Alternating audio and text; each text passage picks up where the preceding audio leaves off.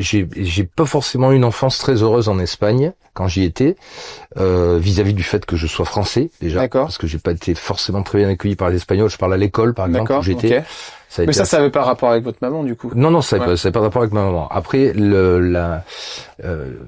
ma maman avait une vie un petit peu dissolue avec son nouveau compagnon en Espagne, qui faisait que bon, j'ai jamais manqué de rien. Hein, je veux dire, j'étais pas battu ou des choses comme ça. Mais j'ai pas de très bons souvenirs d'Espagne. Donc quand je venais en vacances en France, après, parce que je revenais en vacances en France, ben je retournais dans la maison familiale et élevé par donc ma grand-mère, ma tante, donc la sœur de mon père aussi, enfant, et puis ce fameux Armando après qui est arrivé dans Mediavilla, le fameux à qui j'ai pris la moitié du nom. D'accord.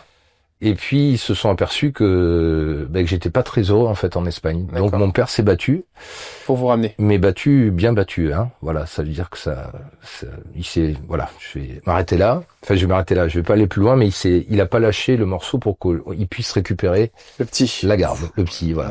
Donc je suis arrivé officiellement après en France à 7 ans, en 87. Et elle est restée là-bas, du coup. Et elle est restée là-bas. Et après, on a essayé entre 87 et 2006, on va dire. Donc, vous voyez, presque, enfin, pas mal d'années, de renouer quelques liens et qui ont été plus que compliqués.